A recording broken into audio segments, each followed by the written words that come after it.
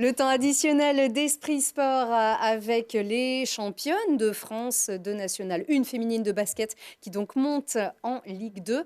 Bravo encore, mesdames, messieurs, le président Jean-Claude Pic, merci encore d'être avec nous, avec Éric Clair du Dauphiné Libéré et Mathias Arez, notre journaliste de la rédaction de Télé Grenoble, qui donc se souvient bien que le 4 mars dernier, nous avions reçu déjà votre équipe qui s'était déplacée en force juste avant le derby contre Voiron.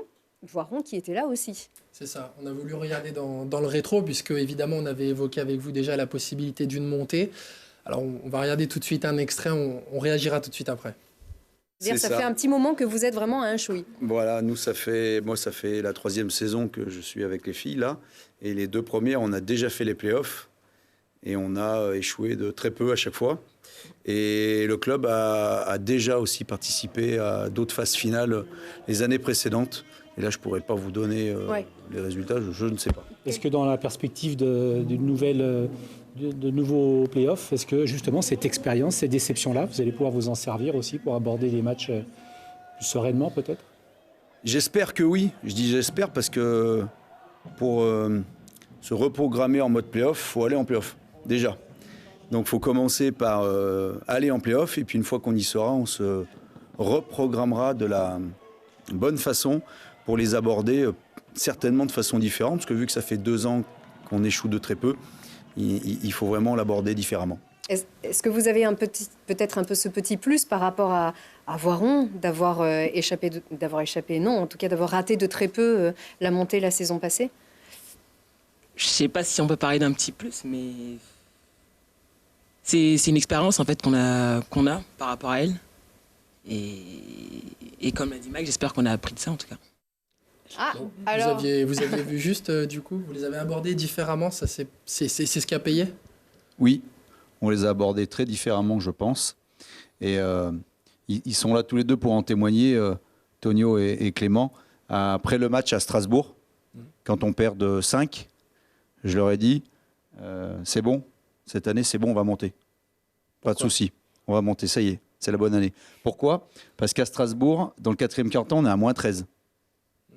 Et l'année d'avant, à Aulnois, dans le 4e quart-temps, on est à moins 7. Il restait 6 minutes à jouer. À la fin du match, on était à moins 27. Alors que cette année, à Strasbourg, quand on était à moins 13, les filles, elles ont su se remobiliser. Elles ont su aller chercher des choses qu'elles n'étaient pas allées chercher les années d'avant. Et on finit le match à moins 5, en sachant que avant le moins 5, on a une balle, on est à moins 2, on a une balle dans les mains, on a presque des balles pour gagner le match. Et passer de moins 13 à moins 5, voilà, c'était l'énorme exploit qu'elles avaient fait, parce qu'on aurait très bien pu passer de moins 13 à moins 23. Et évidemment, là, le match 15 jours après la maison contre Strasbourg, c'est plus le même. Et quand on a fait moins 5 là-bas, voilà, on savait que c'était bon. Ça y est, c'était fait. On allait monter. En quoi cette approche, elle était différente cette année que les années précédentes ? Je pense que je viens de le dire là, par rapport à cet exemple précis. C'est-à-dire que les filles, elles ont su se remobiliser dans les moments difficiles. Je vous dis, 1 an avant, à Aulnois, à moins 7, tout va pas trop mal. Et d'un coup... c'est pas dans la manière d'aborder ces rencontres-là. Je sais pas, après il faut en parler peut-être avec Camille qui avait fait l'année d'avant aussi. Mais elle en avait parlé quand on était venu là. Elle avait dit que voilà, les playoffs, c'est une autre façon d'aborder le basket. Et que l'année d'avant, c'était peut-être pas mis dans les meilleures conditions. Mais là, cette année, on s'est peut-être vraiment mis dans les meilleures conditions. Si je peux rajouter quelque chose, en ce qui concerne l'année dernière, on a gagné la Coupe de France. Et on a gagné la Coupe de France juste avant les playoffs.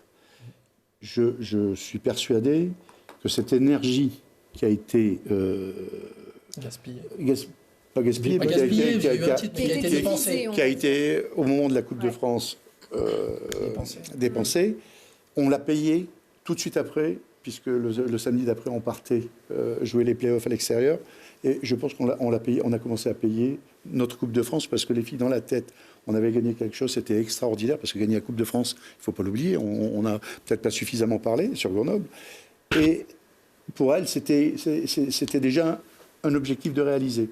Le deuxième a été beaucoup plus difficile et il s'est passé ce qu'on vient de vous expliquer. Cette année, je ne dirais pas qu'on n'a pas privilégié la Coupe de France. La Coupe de France n'était pas notre objectif principal. L'objectif principal était effectivement et restait d'être concentré sur la Ligue 2. On a joué la Coupe de France le plus loin qu'on a souhaité la jouer.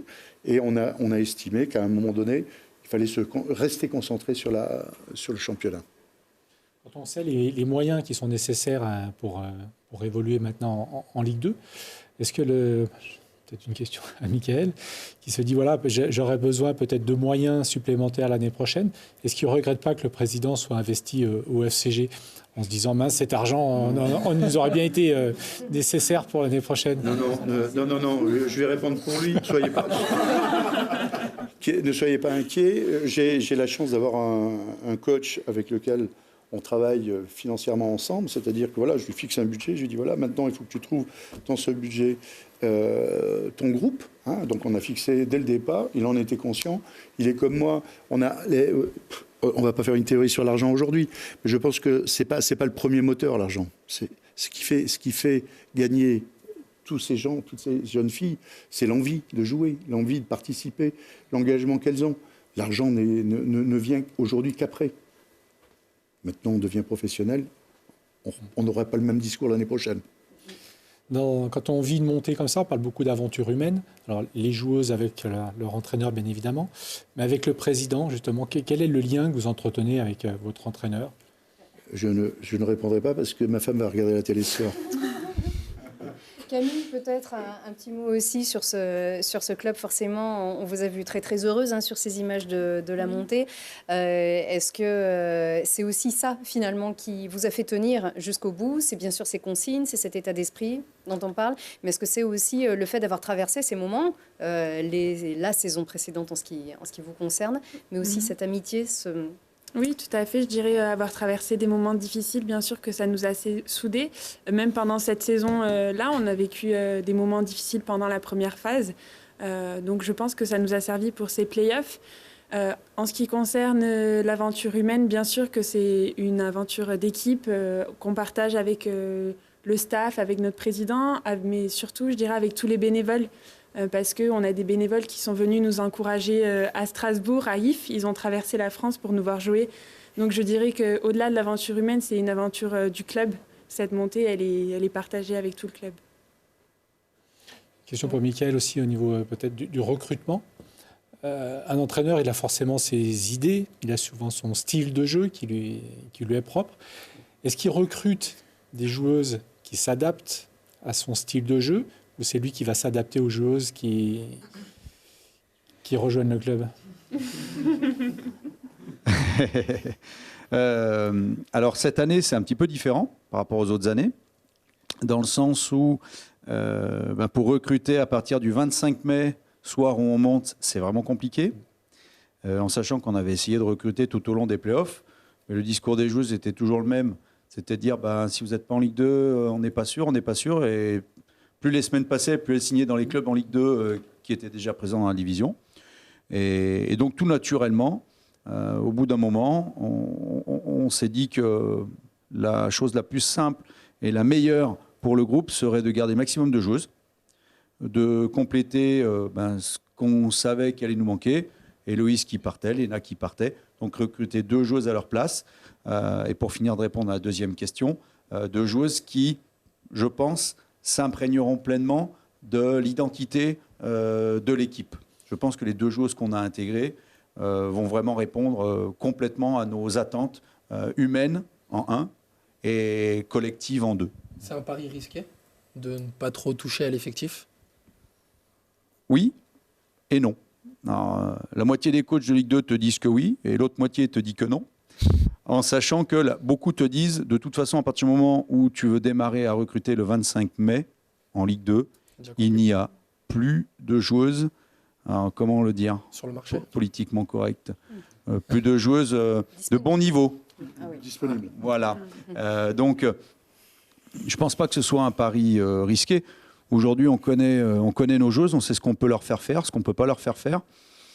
Donc, voilà, on a, je pense, une bonne base de travail et ce sera notre force, je pense, l'année prochaine. On aura des faiblesses, évidemment, Mais comme d'autres équipes auront et leurs forces et leurs faiblesses, nous, on aura les nôtres. Ça va augmenter la charge de travail aussi, l'entraînement Pour certaines, oui. Pour d'autres, non. Parce qu'on va rester dans un fonctionnement où on aura des joueuses pro et encore des étudiantes, alors qui peuvent bénéficier d'un statut d'athlète de haut niveau avec la fac, ça c'est bien. Des travailleuses, comme Camille, qui est travailleuse à côté. Anna, elle aussi, qui travaille à côté. Donc voilà, on va garder notre fonctionnement. On va surtout garder nos valeurs. On va surtout garder nos attitudes de semaine et de week-end. Et c'est avec ces armes-là qu'on ira combattre en Ligue 2. Camille, ça va changer quelque chose aussi pour vous, du coup, par rapport au fait que vous avez aussi un travail, je sais pas ce que vous faites d'ailleurs en dehors aussi. Je suis assistante sociale. Et est-ce que ça va être compatible, du coup? Vous avez prévenu votre employeur qu'il y a peut-être des choses qui vont devoir changer? Changer, non. On va faire comme avant. Voilà, avec un fonctionnement qu'on a vu ensemble. Donc, je dirais que les choses ne vont pas vraiment changer. Elles seront juste un peu plus enthousiasmantes encore. Voilà, tout à fait. Oui, au niveau du groupe, est-ce que c'est rassurant aussi pour vous que justement il ne soit pas trop bouleversé, vous gardez un petit peu ce noyau dur que vous aviez l'année dernière avec toutes les émotions qui vont autour? Oui, je pense qu'il y a un côté rassurant parce qu'on est sur une dynamique positive. On se connaît, on connaît comment les qualités de l'une et de l'autre. On sait bien jouer ensemble. Intégrer 2 joueuses, c'est sûr que c'est plus facile qu'en intégrer 5. Donc je dirais oui que ça a un côté rassurant. Vous allez gagner du temps aussi, j'imagine, sur le début de saison, justement avec des automatismes qu'il n'y aura peut-être pas à trouver avec, si le groupe avait été renouvelé de manière un peu plus importante. Oui, c'est aussi l'idée. C'est d'avoir avoir des choses en place, effectivement gagner du temps. Plus on gagnera de matchs tôt, mieux ce sera pour nous. Oui. Parce que peut-être que les équipes vont nous regarder un peu de haut pendant un moment. Donc il serait bien de prendre les matchs au début. Et je pense qu'effectivement, le fait de garder le groupe en l'état, il va nous aider à ça. Et pour aller un petit peu plus loin par rapport aux 2 recrues, on voulait aussi humainement des personnes qui étaient bonnes personnes. Parce qu'on sait que l'année prochaine, on va vivre une saison qui sera beaucoup plus difficile que les 3 dernières. Voilà, ça fait 3 ans qu'on vit avec 17 victoires, je crois, de mémoire par saison. Et là, l'année prochaine, ce sera différent. Donc, vivre ensemble quand on gagne, c'est très simple. Mais vivre ensemble quand les défaites peuvent s'accumuler, c'est beaucoup plus difficile. Et c'est pour ça qu'on veut avant tout mettre en avant le groupe et le fait que le groupe soit sain. Alors, Jean-Claude Pic, moi j'ai encore une petite question pour vous. Vous n'avez pas attendu cet envol du sport féminin dans les médias notamment pour soutenir le sport féminin. Il y a un moment que vous avez parié sur ce club de la Tranche-Mélan, que vous pariez aussi sur le sport féminin. Qu'est-ce qui vous y a amené? Ce qui m'y a amené, c'est ma fille, qui à l'âge de 8 ans, il y a maintenant quelques années, m'a entraîné dans des stades. Hein. Et comme il fallait, à un moment donné, je trouvais un président, et comme par hasard, j'ai levé la main. Et puis voilà, depuis 23 ans, 24 ans, j'y suis resté et je continue. Je m'y suis plus, je m'y plais, je m'y suis plus, je m'y plais. Et je trouve que c'est un réel bonheur, à mon âge, d'avoir ce groupe qui me fait monter l'adrénaline régulièrement tous les week-ends et qui me permet certainement d'avoir l'état d'esprit dans lequel je suis et de rester jeune grâce à elle. Vous suivez la Coupe du Monde féminine de foot aussi? Oh oui, Oui. oh que oui, tous les soirs. Donc on suppose que vous êtes très Enfin, tous les content jours, chaque aussi fois. de cet engouement aussi. Je suis content d'une chose, c'est de voir que le foot en filles démarre bien et d'un beau niveau. Je suis content de voir les Amazones, parce que tout à l'heure on parlait du rugby, on n'a pas parlé des Amazones, qui en rugby, on a une belle équipe aussi à Grenoble. Donc je suis heureux de voir que la presse, si vous me permettez, au niveau du DL, de voir que vous intéressez à des clubs qui ne sont pas forcément toujours des clubs professionnels et d'avoir amené petit à petit cette connaissance de toutes ces jeunes filles qui font du sport les week-ends et qui sont contentes de se voir sur un journal, de voir leurs résultats. Vous avez été tenté d'accompagner aussi l'essor des footballeuses grenobloises? Il faut savoir, il faut connaître ses limites. Hein. Donc, connaissant les miennes, ce que j'accompagne, c'est déjà très très bien. Voilà. Et il faut bien le faire surtout. Le FCG avec l'ensemble du club, hein, bien sûr. Donc, on rappelle, vous êtes le premier sponsor, Tout à le fait, premier premier partenaire. partenaire. Très bien. Eh bien, on vous souhaite un beau maintien, voire plus, bien sûr. Et merci encore à vous tous d'être venus. Et encore un grand bravo pour votre titre. Alors, on précise. On est championne de France. Vous êtes championne de France, mais on ne peut pas donc brandir de trophée ici sur ce plateau, car il est vrai que la procédure de Voiron, qui malheureusement a échoué, pour Voiron bien sûr, mais a retardé peut-être Remise de prix. cette confirmation voilà, de votre titre, puisque peut-être que les choses auraient pu changer. Merci encore à vous aussi, Merci. messieurs, Mathias et Eric, et à vous, à très vite. Merci. Esprit Montagne, votre émission dédiée aux amoureux des sommets et du cirque blanc, en partenariat avec Ski Chrono, avec son rédacteur en chef Laurent Davier. Bonsoir. Bonsoir à tous, bonsoir Lucille. Eh bien, on est ravis de t'accueillir ici avec une néo-retraitée, mais oui, retraitée du ski français.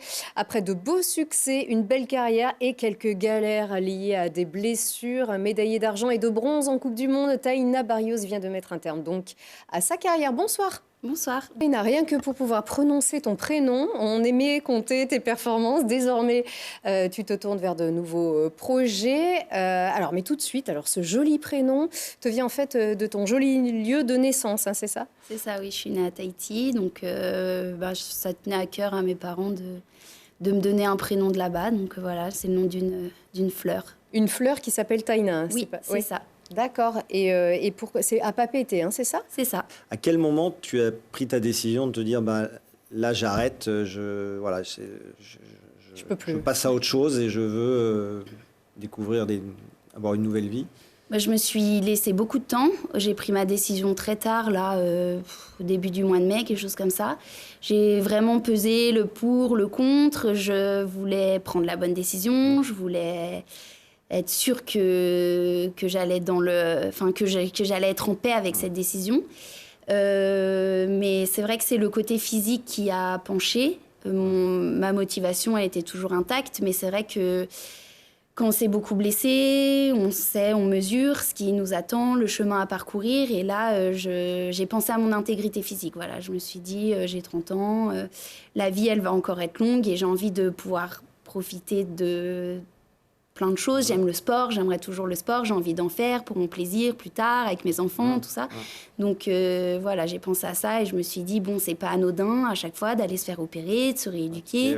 Donc j'avais envie de pouvoir être à peu près en forme. Et la Fédération française t'a accompagné, tu n'avais pas de pression, j'allais dire, de savoir qui pouvait te mettre ou pas dehors, parce que c'est des fois le risque quand on est blessé et qu'on n'a plus 20 ans, là, il n'y avait pas ce problème-là. En plus, c'était vraiment ta décision. Oui, non, vraiment, j'ai pris ma décision seule et ça me tenait vraiment à cœur de la prendre seule, que ce soit la mienne, que ce soit mon choix.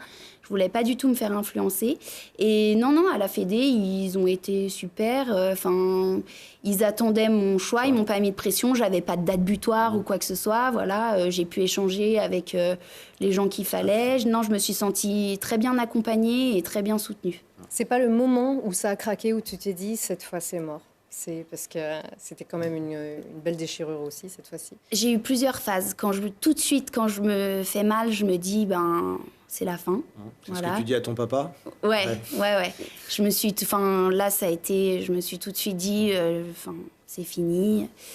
Et puis après, j'ai pris le temps. J'ai pas voulu aller me faire opérer tout de suite. En plus, il y avait les fêtes de fin d'année qui arrivaient, donc j'ai préféré passer les fêtes et aller me faire opérer après.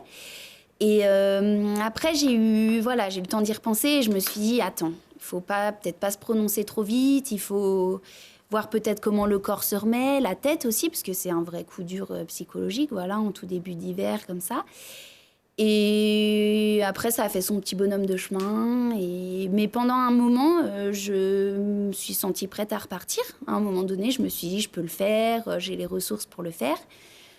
Et puis, voilà, après, quand on a tout mis dans la balance, à un moment donné...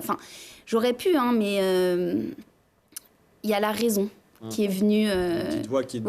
voilà. la voix du cœur qui disait c'est ce que tu aimes faire, c'est ta passion, va au bout de l'histoire, c'est peut-être dommage de s'arrêter sur une blessure. Et puis il y a la raison qui m'a dit c'est pas grave de s'arrêter sur une blessure, il faut penser à ce qui arrive après. Et puis le sport de haut niveau, avec ses histoires, avec ses réussites, le fait de se relever, de perdre, de gagner, ça peut aussi, ça aide aussi finalement le mental à se faire une raison ici et à se dire on repart pour autre chose. Oui, je sais pas. Oui, je pense que de toute façon, ma carrière sportive m'a appris à gérer, à m'écouter, mais je pense aussi avec l'expérience. Je pense que on sait peut-être pas forcément le faire à 20 ans ou même 25, mais là, avec l'expérience et puis avec les blessures passées, voilà, peut-être que mes blessures d'avant m'ont fait prendre conscience aussi de ce qui m'attendait là et voilà, le corps, il faut l'écouter à un moment donné. On donne beaucoup de notre personne, physiquement parlant, on donne beaucoup. On est souvent un petit peu abîmé, il ne faut pas se le cacher à la fin de notre carrière. Et j'ai voulu écouter mon corps qui nous parle à des moments, j'en suis persuadée. Et parfois, justement, j'ai essayé de mettre de côté cette partie de moi qui est compétitive, sportive de haut niveau, qui voulait y retourner un peu tête baissée. Voilà, là, j'ai vraiment essayé d'écouter beaucoup plus mon corps. Eh ben, merci beaucoup pour toute cette énergie très positive ici aussi. Un bel exemple comme quoi on peut relever la tête toujours avec le sourire. Merci Laurent et merci à vous tous.